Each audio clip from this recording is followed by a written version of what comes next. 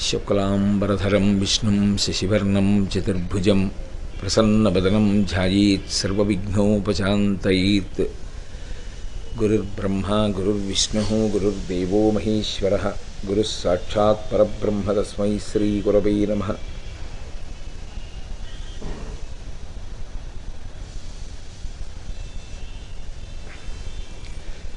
व्यासाय विष्णुरूपाय व्यासरूपाय विष्णवे नमो वै ब्रह्मनिधये वासिष्ठाय नमो नमः। कूजन्तं राम रामेति मधुरं मधुराक्षरम् आरुह्य कविताशाखां वन्दे वाल्मीकिकोकिलं। श्रुतिस्मृतिपुराणानाम् आलयं करुणालयं नमामि भगवत्पादशङ्करं लोकशङ्करं। वागर्धाविव सम्पृक्तौ वागर्धप्रतिपत्तये जगतः पितरौ वन्दे पार्वतीपरमेश्वरौ। सूक्तिं समग्रयितुः स्वयमेव लक्ष्मीः श्रीरङ्गराजमहिषीमधुरैकटाक्षैः। वैदग्ध्यवर्णगुणकुम्भनगौरवैर्यां कण्डूलकर्णकुहराः कवयोधयन्ति। हैमोर्ध्वपुण्ड्रमजहन्मकुटं सुनासं मन्दस्मितं मकरकुण्डलचारुगण्डं बिम्बाधरं बहुलदीर्घकृपाकटाक्षं श्रीवेङ्कटेशमुखमात्मनि सन्निधत्ताम्। विमलपटी कमलकुटी पुस्तकरुद्राक्षसस्तहस्तपुटी कामाक्षी पक्ष्मलाक्षी कलितविपञ्ची विभासि वैरिञ्ची। मनोहुजबं मरुततुल्यवेगं जितेन्द्रियं बुद्धिमतां वरिष्ठं वातात्मजं वनरयूथमुख्यं श्रीरामदूतं शिरसा नमामि। आपदामपहर्तारं दातारं सर्वसम्पदां लोकाभिरामं श्रीरामं भूयो भूयो नमाम्यहम्। सिन्दूरारुणविग्रहां त्रिनयनां माणिक्यमौलिस्फुरत्तारानायकशेखरां स्मितमुखीं आपीनवक्षोरुहां पाणिभ्याम् अलिपूर्णरत्नचषकं रक्तोत्पलं बिभ्रतीं सौम्यां रत्नघटस्थरक्तचरणां ध्यायेत् परादम्बिकाम्। हरि ओम। परमेश्वर स्वरूपమైన సభకి నమస్కారం। కాశీపట్టణ వైభవం గురించి చెప్తూ పెద్దలు ఒక మాట అంటారు, కలుగని కాశీ శంభులింగములు కోట్లు విశ్వనాథుండు లింగంబె శాశ్వతుండు। కలుగని తీర్థములు కోట్లు కాశీయందు అనగా మణికర్ణికయే తీర్థమని ఎరుంగు। అందులో కలుగని కాశీ శంభులింగములు కోట్లు, కాశీపట్టణంలో ఉండేటటువంటి శివలింగములను లెక్క పెట్టడం సాధ్యం కాదు। అన్ని శివలింగములు, ప్రతి శివలింగానికి ఒక చరిత్ర। ఇంచుమించుగా కాశీపట్టణంలో శివలింగ ప్రతిష్ఠ చెయ్యనటువంటి దేవతాస్వరూపం గ్రహస్వరూపం మీకు కనపడదు, అంతమంది ప్రతిష్టలు చేశారు। అంత ప్రఖ్యాతమైనటువంటి శివలింగములు ఎన్నో ఉన్నాయి। ఇందులో ఏ ఏ శివలింగములను తప్పకుండా దర్శనం చెయ్యాలి? ఏవైనా కొన్ని శివలింగములను దర్శనం చెయ్యకపోతే దోషం వచ్చే అవకాశం ఏమైనా ఉంటుందా? లేకపోతే కాశీపట్టణానికి వెళ్ళినటువంటి వాడు ఈ శివలింగములలో వీటిని ఈ ప్రయోజనముల కొరకు దర్శనము చేసి తీరాలన్న నిబంధన ఏమైనా ఉంటుందా అంటే, మీకు ఉన్న అవకాశాన్ని అనుసరించి కాశీపట్టణంలో ఉండేటటువంటి శివలింగములను దర్శనం చేయడం మంచిదే। కానీ కాశీపట్టణంలో ఎన్ని శివలింగములు ఉన్నప్పటికీ శాశ్వతమైనటువంటి శివలింగం మాత్రం ఒక్క విశ్వనాథలింగము మాత్రమే। ఎందుచేత అంటే, నేను మీతో ఒక మాట మొట్టమొదటి రోజునే మనవి చేశాను, దీనికి అవిముక్తము అని పేరు। ఎందుచేత అంటే, ఎన్నడూ పార్వతీ పరమేశ్వరుల చేత విడిచిపెట్టబడని క్షేత్రము కనుక ఆఖరికి బ్రహ్మాండములన్నీ మహాప్రళయమునందు పరమేశ్వరుడితో కలిసిపోయిన ఈ క్షేత్రం మాత్రం ఎప్పటికీ ఇలాగే పరమేశ్వరుని యొక్క త్రిశూలం మీద నిలబడి ఉండిపోతుంది కనుక దీనికి అవిముక్తము అని పేరు వచ్చింది। అందుకే ఇప్పటికీ మీరు లోపల విశ్వనాథ మందిరంలో చూస్తే, విశ్వనాథ మందిరంలోంచి మీరు బయటికి వచ్చినప్పుడు అటువైపు అన్నపూర్ణాదేవి ఉంటే ఇటువైపు అవిముక్తేశ్వరలింగము అని ఉంటుంది। అది పార్వతీ పరమేశ్వరులిద్దరూ ఈ పట్టణాన్ని విడిచిపెట్టకుండా ఉన్నారు అనడానికి నిదర్శనమైన ప్రదేశం, అక్కడే వాళ్ళిద్దరూ ఉంటారు అనడానికి గుర్తు కాబట్టి అవిముక్తం। అలాగే ఇటువైపుకి వస్తే లక్ష్మీనారాయణులు విఘ్నేశ్వరుడు, అటు వెడితే పార్వతీదేవి, ఇటు అన్నపూర్ణ, మధ్యలో విశ్వనాథలింగం. ఇది స్థూల స్వరూపం.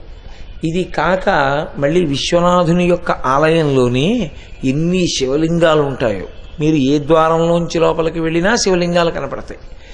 అయితే అన్నీ చాలా గొప్ప గొప్ప లింగములే. అసలు ఒక కోణంలో ఆలోచన చేసినప్పుడు ఆత్మావై పుత్రనామాసి, తండ్రి ఎలా ఉంటాడో కొడుకు అలా ఉంటాడు. కాశీ పరమేశ్వరునికి భార్యా సమానురాలుగా చెప్పబడింది ఈ పట్టణం. కాబట్టి పరమేశ్వరుడు ఎలా ఉంటాడో అలాంటి లింగాలే చాలా ఉంటాయి కాశీలో కూడా. ఉన్నా ఇవన్నీ కూడా శాశ్వతమైన శివలింగములు మాత్రం కావు. అన్ని శివలింగములు, అన్ని లింగముల యొక్క స్వరూపము ప్రళయమునందు లయము కాకుండా నిలబడగలిగినటువంటి స్వరూపమున్నవి కావు. ఒక్క విశ్వనాథలింగము ఏదైతే ఉందో ఆ శివలింగం ఒక్కటి మాత్రం కాలమునందు యుగములు మారిపోయినా, కొత్త కొత్త యుగములు ఏర్పడుతున్నా, లోకములు ప్రళయమునందు పరమేశ్వరునిలో లీనమైపోయినా విశ్వనాథలింగం మాత్రం శాశ్వతంగా అలా ఉండిపోతుంది. అసలు పరమేశ్వరుని యొక్క సంహార ప్రక్రియయే అత్యంత కారుణ్యముతో కూడుకున్నదై ఉంటుంది. చాలామంది అది ఉగ్రస్వభావముతో కూడినదై ఉంటుంది అని భావన చేస్తూ ఉంటారు. కానీ నిజానికి పరమేశ్వరుడు మహాకారుణ్యమూర్తి అయి జీవులను తనలోకి కలుపుకుంటూ ఉంటాడు. అలా జీవులను తనలోకి కలుపుకుంటాడు కనుక ఆయన కారుణ్యమూర్తి. నిజానికి సాధన చేత మనుష్యుడు ఆయన్ని పొందాలి. కానీ మనం ఆయన్ని పొందలేకపోతున్నామని ఆయనే మనని పొందుతాడు. ఆయనే మనని మహాప్రళయమునందు పొందేటటువంటి ప్రక్రియలో కేవలము మనుష్యులు కాదు, సమస్త జీవకోటి ఉంటుంది. అందుకే అది కారుణ్యంతో కూడుకున్నదే తప్ప అది ఏమీ కూడా ఇబ్బందితో కూడుకున్నటువంటిది కాదు. అందుకే పరమేశ్వరుని యొక్క స్వరూపమే కారుణ్య స్వరూపం, పరమకారుణికుడు ఆయన. అటువంటి విశ్వనాథమూర్తి ఎవరున్నారో ఆయన ఇన్ని యుగములో దాటిపోతున్నా సరే శాశ్వతంగా నిలబడిపోయినటువంటి శివస్వరూపమునకు ప్రతీక మంగళమూర్తి అయినటువంటి విశ్వనాథలింగము. అందుకే శంకర భగవత్పాదులు ఒక చోట అంటారు, బ్రహ్మమస్తకావలి నిబద్ధతే నమశివాయ అంటారు. ఒక్కొక్క యుగం ప్రారంభమైనప్పుడు బ్రహ్మగారి స్థానం నిర్ణయింపబడుతుంది. నిర్ణయింపబడినప్పుడు ఇంటికి పెద్దవాడు బ్రహ్మగారు. ఎందుకంటే వేదాన్ని ప్రమాణంగా తీసుకుని ఆయన ఈ లోకములన్నింటినీ సృజిస్తాడు. ఆయన ఈ జీవులన్నింటినీ కూడా తయారు చేస్తాడు. శరీరం ఇచ్చి కర్మఫలాన్ని అనుభవించండి అని పంపిస్తూ ఉంటాడు. అయితే ఇక్కడ మళ్ళీ ఇంకో అనుమానం వస్తుంది. అలా అనగానే కర్మఫలాన్ని అనుభవించండి అని పరమేశ్వరుడు పంపించినది నిజమైతే ఇక మేము పుణ్యం చేసుకోవడం, మేము సాధన చేసుకోవడం అన్న మాట ఎక్కడుంది అసలు? ఇప్పుడు ఒరే నువ్వు సాయంకాలం కాశీలో ప్రవచనం చెయ్యి నా నుదుటను రాశాడు అనుకోండి. కాశీలో సాయంకాలం అయ్యేటప్పటికీ నిద్రపట్టేయాలని మీ ముఖాన రాశాడు అనుకోండి. మీ ముఖాన అంటే మీరని కాదు నా ఉద్దేశం, ఎవరో వేరొకరి ముఖాన. వాడు వచ్చి నీ ముఖాన ప్రవచనం చేయమని రాశాడు, నువ్వు చేసావు. నా ముఖాన నిద్రబొమ్మని రాశాడు, నాకు అదే సమయానికి నిద్ర వచ్చి నిద్రపోతున్నాను. ఏమిటి దోషం? నాదే తప్పు. బ్రహ్మగారు అలా రాశారు, ఈ ఉపాధి అలా నడుస్తోంది. ఆవిడన్ని కార్యక్రమాలు చెయ్యాలని రాశాడు, చేస్తారు. మన నుదుటన వ్రాయబడి లేదు, మనం చెయ్యం, నాదే తప్పు. దానికి చెయ్యలేదని నన్ను శిక్షించడం ఎందుకు? చేశారని ఒకరిని మెచ్చుకోవడం ఎందుకు? ఈశ్వరుడు ఆయనేగా చేయమన్నది. నువ్వు చేస్తావన్నాడు, ఆయన వాక్కు జరిగింది. నువ్వు చేయవన్నాడు, చేయలేదు. దానికి మళ్ళీ నువ్వు చేయలేదని నన్ను శిక్షించడం ఎందుకు? నువ్వు చేశావని ఇంకోటి నెత్తి మీద పెట్టుకోవడం ఎందుకు అని ఒక మెట్ట వేదాంతం అంటారు. ఒక ప్రశ్న వేస్తూ ఉంటారు. ఈశ్వరుడు మనుష్య ప్రాణికి బుద్ధినిచ్చాడు. ఈ బుద్ధి ప్రధానంగా దేనికి ఇవ్వబడుతుందంటే వాసనా బలాన్ని జయించడం కోసం ఇస్తాడు. లేకపోతే ఈ సమస్త వాంగ్మయము ప్రయోజన రహితము. వివేకానంద స్వామి ఒక చోట అదే అంటారు, if you feel that the old scriptures and the literature cannot answer your present days question and context, do not hesitate to throw them out of your window అంటాడు. నిజంగా ప్రాచీన కాలం నుంచి ఉన్నటువంటి వేదము, పురాణములు, కావ్యములు ఇప్పుడు ఉన్నటువంటి లేదా రాబో కాలంలో సాధకుని యొక్క ప్రశ్నలకు జవాబులు చెప్పలేవు అని నువ్వు సహేతుకంగా నిర్ణయించుకుని ఉంటే వాటిని నీ కిటికీలోంచి విసిరేయి, నాకేం అభ్యంతరం లేదన్నారు. అలా ఎన్నటికీ విసిరివేయబడవలసిన స్థితిని కల్పింపబడవలసినవి కావని వివేకానంద స్వామికి తెలుసు. అందుకే ఆయన ఆ మాట అన్నారు. పరమేశ్వరుడు ఒక్క మనుష్య ప్రాణికి బుద్ధినిచ్చాడు. ఈ బుద్ధి చేత ఏం చేయవలసి ఉంటుందంటే వాసనాబలాన్ని గెలవాలి. వాసనాబలాన్ని గెలవడానికి బుద్ధి దేనికి ఉపయోగపడాలంటే వాంగ్మయాన్నంతటినీ ఆధారంగా తీసుకుని, గురువాక్యాన్ని ఆధారంగా తీసుకుని, శాస్త్రాన్ని ఆధారంగా తీసుకుని వాసనని గెలిచి తాను సద్వాసన యందు నిలబడగలగాలి. వాసన అన్న మాటకి మళ్ళీ నేననేది ఏదో శబ్దస్పర్శ రసరూప గంధముల యందు ఒక తన్మాత్ర అయినటువంటి గంధమును గురించి నేను మాట్లాడటం లేదు. వాసన అన్నది గత జన్మల యందు జీవుడు దేని యందు అనురక్తుడై ఉన్నాడో ఆ అనురక్తిని మనసు ప్రాణోత్క్రమణ సమయమునందు మూట కట్టుకుని బయటికెడుతుంది. అది దానికి ఉండే లక్షణం. రుచి, వాసన ఈ రెండు మనసు పట్టుకునేటటువంటి పెద్ద యంత్రాంగం. ఏదో ఒక వస్తువు గురించి తెలుసుకుంటాడు, లేదా దీని రుచి ఇలా ఉంటుంది అని తెలుసుకుంటాడు. తెలుసుకున్నది దేనికి పనికి రావాలంటే అసలు యథార్థమునకు ఈ రుచి రుచా, ఈ సుఖము సుఖమా అని త్రోసివేయడానికి పనికి రావాలి. వేదము కొన్ని సుఖములను అనుభవించమని చెప్పింది, అందులో ఏమీ అనుమానం ఏం లేదు. ఈ సుఖం నువ్వు అనుభవించవచ్చని చెప్పింది వేదం. అలా చెప్పినవి ఏమున్నాయో అవి యజమాని అనుభవించవచ్చు, దోషం లేదు. నేను మీతో ఒక ఉదాహరణ చెప్పాలంటే మధుర పదార్థం తినాలనుంది, తినచ్చు యజమాని, తప్పేం లేదు.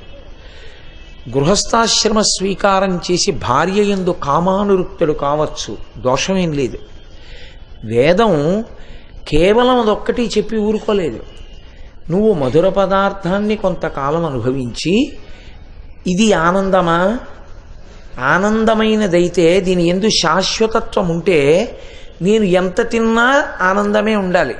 మరి కొంత తినేటప్పటికి దుఃఖం వస్తోందబ్బా, ఇంకొద్దు ఈ మధుర పదార్థం అనిపిస్తోంది, కాబట్టి దీని యందు లేదు, ఇది నాటకం. కానీ ఎంత అనుభవించినా సరే దేని యందు ఆనందమునకు పరిమితి లేదో, లోటు లేదో అది నిజమైన ఆనందము. మిగిలినవి సుఖ దుఃఖ స్వరూపములు. మనసు యొక్క ఆట. ఖ అంటే ఆకాశం, అది ఎప్పుడు అలాగే ఉంది. ఒక్కొక్కప్పుడు కొన్నింటిని చూసి బాగుందంటుంది, బాగుంది, చాలా బాగుందంటుంది, అప్పుడు సుఖ. మళ్ళీ అది అంటుంది ఇది బాగులేదంటుంది, దుఃఖ. అప్పుడు ఆకాశానికి మబ్బు కమ్మింది, దుఃఖ. బాగుందంటే సుఖ. సు మారింది, దూ మారింది, ఖ అలాగే ఉంది. ఆత్మ ఎప్పుడూ అలాగే ఉంటుంది. మనసు నాటకం ఆడుతూ ఉంటుంది. ఇది బాగుంది, ఇది బాగులేదు అన్న ద్వంద్వములు దేనివి అంటే కేవలము మనస్సువి. ఈ ద్వంద్వములకు వశపడి ఉండేటటువంటి వాడు జీవుడు, ద్వంద్వములకు ఎన్నడూ వశపడని వాడు పరమేశ్వరుడు. అందుకే వృషద్విచిత్రతల్పయోర్ భుజంగముక్తిక స్రజో గరిష్టరత్నలోష్టయో సుహృద్విపక్షపక్షయో తృణారవింద చక్షుషో ప్రజామహీ మహేంద్రయో సమప్రవర్తయన్మన కదా సదాశివం భజే అంటారు. ఆయన అన్నిటి యందు సమానంగా ఉంటాడు. శీతలము ఉష్ణము అన్న రెండు మాటలు ఆయన దగ్గర ఉండవు. మనిషి గత జన్మలలో దేని యందు బాగా అనురక్తి పెంచుకున్నాడో ఆ అనురక్తి ఉండిపోతుంది ఇప్పుడు కూడా. ఈ జన్మలో మూట కట్టి తెచ్చుకుంటుంది మనసు. అందుకే మీరు చూడండి, జీవుడు తన వ్యవస్థని తాను అనుభవించవలసిన దాన్ని తాను తెచ్చుకుంటాడు. చంద్రశేఖరేంద్ర సరస్వతి మహాస్వామి వారు ఒకానొక పట్టణంలో విడిది చేసి ఉన్నారు చాతుర్మాస్యానికి. అక్కడికి సనాతన ధర్మమునందు పునర్జన్మ సిద్ధాంతమును అంగీకరించినటువంటి ఇతర సిద్ధాంతముల వారు కొంతమంది ఆయన్ని దర్శనం చేయడానికి వచ్చారు. ఆయనంటే చాలా గౌరవం, చాలా భక్తి. అందులో ఒక ఆవిడ పరమాచార్య స్వామి వారిని ఒక ప్రశ్న వేసింది. అయ్యా, జీవుడు పునర్జన్మయందు గత జన్మముల యొక్క పాపపుణ్యములను తెచ్చుకుంటాడు అని మీరు అంటున్నారు కదా. పునర్జన్మ సిద్ధాంతమే సనాతన ధర్మమునందు ప్రాణప్రదం. అసలు ప్రాణమంతా ఎక్కడ అంటే సనాతన ధర్మానికి పునర్జన్మ సిద్ధాంతమే. అందుకే మీరు పాపం చేయడానికి ఎందుకు భయపడతారు? మీరంటే మనం అయ్యి బాబోయ్ దాన్ని వచ్చే జన్మలో అనుభవించాలరా, ఎందుకు వచ్చిన గొడవని. పునర్జన్మ లేదు అని నేను అన్నాను అనుకోండి, ఇక దేనికి భయం మీకు? ఏమైనా భయపడవలసింది ఉందా? పుణ్యం ఎందుకు చేయడం? జీవుడు అనుభవించడానికి ఇంకో జన్మ లేదుగా. పాపం చేయడానికి ఎందుకు భయం? దానికి ఫలితం అనుభవించడానికి ఇంకో జన్మ లేదుగా. పునర్జన్మ సిద్ధాంతం ఎక్కడున్నదో అక్కడే ప్రవర్తన చాలా చక్కజేయబడుతుంది. ఎందుకంటే జీవుడు వాడే శరీరాలు మారతాయి. అనుభవం జీవుడిది. శరీరము దేని కొరకు అంటే జీవుడు సుఖదుఖములను అనుభవించడానికి శరీరము ఉపకరణం. ఇప్పుడు ఇది లేదనుకోండి, నేను ఎలా అనుభవిస్తాను? సుఖదుఖాల్ని అనుభవించడానికి లేదు. ఇప్పుడు ఇది ఉంది కాబట్టి దీనికి ఆకలి వేసింది, ఆకలి అన్న దుఃఖాన్ని అనుభవిస్తాను. ఇది ఉంది కాబట్టి దీనికి కడుపు నిండింది అనుకోండి, అమ్మయ్య కడుపు నిండిందన్న సుఖాన్ని అనుభవిస్తాను. ఇది ఉందనుకోండి, ఇక్కడెక్కడో తెగిపోయింది అనుకోండి, నాకు కాలు దగ్గర తెగిపోతే నిప్పెడుతూ ఉంటుంది.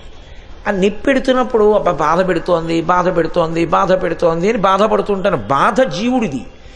జీవుడు బాధపడడానికి ఉపకరణం శరీరం. సుఖం జీవుడిది. జీవుడు సుఖపడడానికి ఉపకరణం శరీరం. మంచి ఎండగా ఉంది, పడుకున్నాను, బా ఏమిటో ఈ ఉక్కపోతాను, అటు తొల్లి బాధపడుతున్నాను. ఉండండి గురువుగారు, మీకోసం ఎయిర్ కూలర్ పట్టుకొచ్చాం, ఇదిగో పెడతాం పడుకోండి అని పెట్టారు. ఇప్పుడు ఒంటికి చల్లటి గాలి తగిలింది. శరీరము తనంత తాను జడము, కర్మ జడము.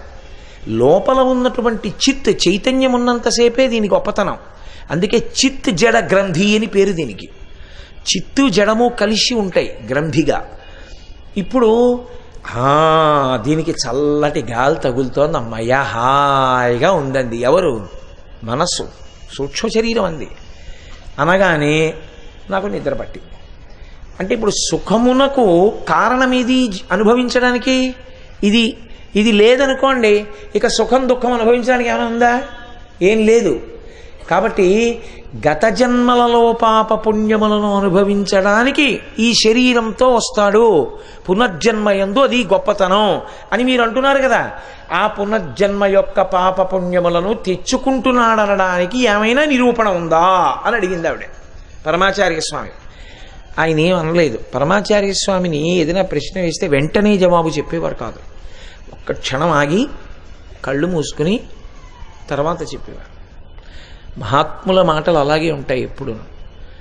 ఆయన అన్నారు, ఒక పని చెయ్యమ్మా, నీవు చెప్పడం తర్వాత చెప్తానులే.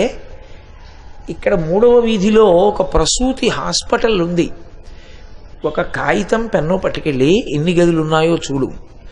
ఇవాల్టి సూర్యోదయం నుంచి రేపు సూర్యోదయం పరిమితి పెట్టుకో. ఎన్ని గదులున్నాయి, తల్లిదండ్రులు ఎవరు, ఏ పిల్లలు పుట్టారు, వ్రాసుకుని రా అన్నారు. ఆవిడ మర్నాడు వచ్చింది. ఏమైంది అన్నారు. అయ్యా 16 గదులున్నాయి, 4 ఎయిర్ కండిషన్డ్ గదులు, 4 స్పెషల్ రూమ్స్, మిగిలినవి సాధారణమైనటువంటి గదులు. ఇవి కాక ఒక ఆవిడ ఆ బయట ఉన్నటువంటి వరండాలో పురుడు పోసుకుంది. ఇదిగో ఫలానా ఆగర్భ శ్రీమంతుడికి లేక 40వ ఏట పుట్టేట ఈ అబ్బాయి ఫలానా గదిలో అని అన్నీ చెప్పింది. ఆయన అన్నారు, అయి తీరిపోయిందని అనుమానం అన్నారు. ఆవిడ ఒక్క క్షణం ఆగి అన్నీ చెప్పి తీరిపోయింది. ఆగర్భ శ్రీమంతుడికి కొడుకుగా పుడుతూనే వాడు వారసుడు అయిపోయాడా? తండ్రిదంతా ఎవరిదప్పుడు? వాడిదే. వాడేమైనా సంపాదించాడా? వాడు సంపాదించలేదు, కోట్లు వాడివే. వాడు వారసుడు అయిపోయాడు. అలా అయిపోవడానికి కారణం వాడి గత జన్మ పుణ్యం. ఇప్పుడు అది క్షయం అవ్వాలి, అందుకని ఈయన కొడుగ్గా వచ్చాడు. ఒక ఆయన దరిద్రుడిగా పుట్టాడు. గత జన్మలలో చేసుకున్నటువంటి పాపం అలా పుట్టించింది. తర్వాత ఒకవేళ ఐశ్వర్యవంతుడు కావచ్చు, అప్పుడు పుణ్యం మళ్ళీ అనుభవంలోకి వచ్చింది. కాబట్టి పునర్జన్మ సిద్ధాంతమునందు పాపపుణ్యములను అనుభవించడానికి ఈ శరీరంతో వస్తాడు. ఇప్పుడు అర్థమైందా? అయ్య బాబోయ్, ఇంత గొప్పగా మీ ధర్మం ఎందుకు చెప్పిందో ఇప్పుడు అర్థమైందండి, పరమసత్యం మీ ధర్మంలో చెప్పింది, అంగీకరిస్తున్నానని వెళ్ళిపోయారు. కాబట్టి ఈ శరీరము లేనినాడు సుఖదుఖములను అనుభవించడానికి జీవుడికి ఉపకరణము ఉండదు. కాబట్టి నిజానికి జీవుడు అనుభవించేటటువంటి సుఖదుఖములకు ఈ శరీరాన్ని సాధనంగా ఈశ్వరుడు ఇస్తాడు. అందుకే దీనికి శకటము అని పేరు. బండి ఇది 2 చక్రములతో నడుస్తూ ఉంటుంది. ఇందులో మనుష్య ప్రాణికి బుద్ధినిస్తాడు. ఈ బుద్ధి చేత మనుష్యుడు ఏం చేయవలసి ఉంటుందంటే, గత జన్మలలో మనసు పట్టుకొచ్చింది చూశారు వాసనలో. పుడుతూనే మీరు చూడండి, ఓ పిల్లవాడు ఎక్కడైనా భగవత్ సంబంధమైన పాట వినపడితే వాడు ఇలా ఇలా నమస్కారాలు పెడతాడు. నేను మొన్ననే కాకినాడలో దేవీ నవరాత్రులు చేసినప్పుడు ఒక పిల్లవాడు కచేరీ చేయడానికి వచ్చాడు మా దగ్గరికి. వాడు 3వ సంవత్సరంలో 180 రాగములను గుర్తించి గిన్నీస్ బుక్ ఆఫ్ వరల్డ్ రికార్డ్స్కి ఎక్కాడు. 180 రాగములను గుర్తించగలిగిన స్థితి 3వ ఏట ఎలా వచ్చింది అంటే, వాడు గత జన్మలలో ఏదో గొప్ప సంగీత విద్వాంసుడు. వాడికి ఇంకా రాగం మీద, తాళం మీద, రాగములను గుర్తించగలిగినటువంటి ఆ వైభవం మీద, ఆ నాదోపాసన చేసి ఈశ్వరుణ్ణి చేరడంలో వచ్చిన వైక్లభ్యం, ఇంకా సంగీతం మీద వ్యామోహంగా వాడు పునర్జన్మ తీసుకున్నాడు. తీసుకోవడంలో ఆ వాసన ఉండిపోయి మనసుకుండిపోయిన పరిణతి 3వ ఏటనే ప్రకటనమైంది. మీరు కొంతమంది పిల్లల్ని చూడండి, 3వ ఏటనే వాడు తనకన్నా ముందు పుట్టిన వాడిని ఏ నూతి దిగిరో నిలబడితే తోసేయడం, అమ్మా నాన్న బట్టని బ్లేడు పెట్టి కోసేయడం, వాడి యందు క్రౌర్యముతో కూడినటువంటి పోకడ వ్యక్తమవుతుంది. ఒక్కొక్కడు భోగాభిలాషి, ఒక్కొక్కడు చాలా చిన్న వయసు నుంచి భగవంతుడు, భక్తులు, ఆశ్రమాలు, దేవాలయాలు వాటి మీద అనురక్తితో ఉంటాడు. ఇక్కడే తిరుగుతూ ఉంటాడు మా మోహన్ రావు అబ్బాయి బాలాజీ. వాడి వయసేపాటి, వాడు ఎప్పుడు అయ్యప్ప స్వామి గుడి, తీర్థయాత్రలు, వాడి ఈడి పిల్లలు ఉన్నారా లేరా వాడికి అనవసరం. వాడు మీరు చూడండి, వాడిని నువ్వు వడ్డించరా అనక్కర్లా, గ్లాసులు పట్టుకుని పెట్టేస్తూ ఉంటాడు, కంచాలు పెట్టేస్తూ ఉంటాడు. కాకినాడ నుంచి వచ్చినటువంటి 400 మంది యాత్రికులలో ముఖ్యమైన స్థానాల్లో ఉన్న వాళ్ళందరూ వాడికి తెలుసు. ఎవరి దగ్గర ఏముంటాయో వాడికి తెలుసు. వాడు నేను ఇక్కడ కూర్చుని పిలిచి, ఒరే కొండలరావు నాయుడు గారి దగ్గరికి వెళ్ళి పోర్టబుల్ స్పీకర్ పట్టుకుని తొందరగా రమ్మంటున్నానని చెప్పు అంటే, వాడు క్షణాల్లో వెళ్ళొచ్చి కొండలరావు నాయుడు గారు వంటశాలలో ఉంటారని అక్కడ కూడా వెతికాను, లేరు అంటాడు. అంటే వాడు ఎవరెవరు ఎంత ప్రధాన కార్యకర్త, ఆయన ఎక్కడుంటాడో కూడా వాడికి తెలుసు. వాడికి ఎలా వచ్చింది ఆ సంస్కారం? ఏమి మిగిలిన వాళ్ళ పిల్లలు ఎవరు వచ్చి అలా ఎందుకు చేయలే? వాడు ఒక్కడే ఎందుకు అలా వెంటపడి వచ్చాడు? అది జన్మాంతర సంస్కారం. ప్రహ్లాదుడు గురించి చెప్తూ అదే అంటారు, బాల్యమునందు ఏది అలవాటు పడిందో అది స్థిరీకరింపబడుతుంది. బాల్యమునందు అలవాటు పడనిది గత జన్మలకు విత్తనం తప్ప ఇప్పుడు చెట్టయ్యే అవకాశం ఉండదు. మనుష్యుడు బుద్ధి చేత, శాస్త్రము చేత, గురువు మీద ఉన్న విశ్వాసం చేత ఏ వాసన తెచ్చుకున్నాడో ఆ వాసనని ఇప్పుడు గెలుస్తాడు. ఇది మీరు బాగా పట్టుకోవాలి. లేనినాడు శాస్త్రములన్నీ నిష్ప్రయోజనమవుతాయి సాధనలో ఇది పట్టుకోకపోతాయి. మీకు శాస్త్రం తెలియంది ఏముంటుందండి? సత్యం వద, ధర్మం చర. ఇది తెలియనివాడు ఎవరు? ధార్మికంగా ఉండు తెలియనివాడు ఉన్నాడా? ఉండడు. కానీ ధార్మికంగా ఎందుకుండాలో మనసులో ఊంచుకునేటట్టు గురువు చెప్తాడు. ఇప్పుడు ఆ వాక్యం నిలబడింది లోపల. ఇప్పుడు అతను ఏం చేశాడంటే, పూర్వాశ్రమమునందు అతనికి కొన్ని చెడు అలవాట్లు ఉండేవి. అందుకే ఇద్దరు దేనికి ఉండాలంటే కల్మషాన్ని తొలగించడానికే ఉంటారు. ఇంత కల్మషమా అన్నవాళ్ళు ఆ 2 స్థానముల యందు ఉండడానికి అర్హులు కారు. ఒకడు గురువు, 2 దైవము. పాపము అన్నదున్నది అన్నప్పుడు క్షమించడానికి సిద్ధంగా లేనివాడు ఈశ్వరుడు కాడు. అవతల వారి ప్రవర్తన చెడ్డదై వచ్చి తనని ఆశ్రయిస్తే దిద్దడానికి సిద్ధంగా లేని గురువు కాడు. మీరు ఆలోచించండి. సమాజంలో చెడు లేనప్పుడు వచ్చి ఆయన పాదములు పట్టుకుని మీ వలన నేను మారదామనుకుంటున్నాను అన్నప్పుడు అంగీకరించలేనివాడు గురువుగా ఎలా పనికొస్తాడు? అనారోగ్యంగా ఉన్నవాడి కోసమే డాక్టర్ గారు ఉన్నారు. ఆరోగ్యంగా ఉన్నవాడు ఎవరు డాక్టర్ గారి దగ్గరికి వెళ్ళావు. నాకు ఒంట్లో బాగులేదు అన్నవాడి కోసమే డాక్టర్ ఉన్నాడు. నాకు ధర్మము నుండి వైక్లభ్యమును పొంది ఉన్నాను, నీ మాటల చేత ప్రభావితుడనయ్యాను, ఇప్పుడు ధర్మమునందు నిలబడదాం అనుకుంటున్నాను, నన్ను నువ్వు ఊంచి పట్టుకుంటావా అన్నప్పుడు నేనున్నాను, గతాన్ని మరిచిపో, దాని గురించి బెంగపెట్టుకోవద్దు అని తనతో తీసుకెళ్ళగలిగినటువంటి సుడిగాలి ఎవరో వాడు గురువు. అలా తీసుకెళ్ళలేకపోయాడు అనుకోండి, ఆయన మాటల ప్రభావం ఏమీ నడవడి మీద లేదు, ఆయన మాటల వలన ఏమీ మార్పు లేదు, ఆయన మాటల వలన మీరు కొత్తగా నేర్చుకునేది ఏమీ లేదు అక్కడ. ఆయన మాటల వలన, ఆయనతో ఉండడం వల్ల ఇది ఇలా ఉంటుంది, ఇలా చెయ్యాలి అని మీకేమీ తెలియదు. ఆయన గురువు కాలేడు. నేను క్షమింపబడేదాను కాక, నేను ఉన్న మాట చెప్తున్నాను. ఎలా గురువు? ఆయన వలన మీ వాసనాబలం గెలవబడ్డానికి మీకు ఒక ఆధారం దొరకాలి. అందుకే గురువెవరు అంటే సర్వకాలముల యందు ఎవరు జ్ఞానాగ్ని అయి రగులుతూ ఉంటాడో, జ్ఞానానల ప్రభావేన తస్మై శ్రీ గురవై నమః అని చెప్పాడు పరమేశ్వరుడు పార్వతీదేవితో. రగులుతూ ఉంటాడు నిద్రపోతున్నా. ఎప్పుడు ధర్మము, కావ్యము, పురాణము, వేదము, స్మృతి వీటి గురించి అలా మననం చేస్తూ ఉంటాడు. అడుగు తీసి అడుగు వేశాడంటే ధర్మమే. అలా ఉండి మాట్లాడితే ఆ మాట అగ్నిహోత్రమే.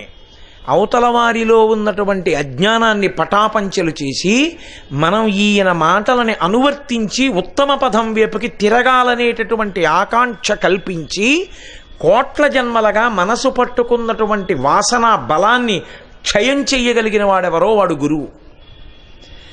అది శాస్త్రం. అందుకే శంసనాత్ శాసనాత్ ఇది శాస్త్రం. తెగేసి ఉన్నట్టు చెప్తుంది శాస్త్రం. కొంచెం మాధుర్యాన్ని జోడించిన, చెప్పవలసిన మాట చెప్పవలసినప్పుడు చెప్పవలసిన రీతిలో చెప్పగలిగిన వాడే గురువు తప్ప మొహమాట పడిపోయి చెప్పకుండా ఉండిపోయిన వాడు గురువు కాలేడు.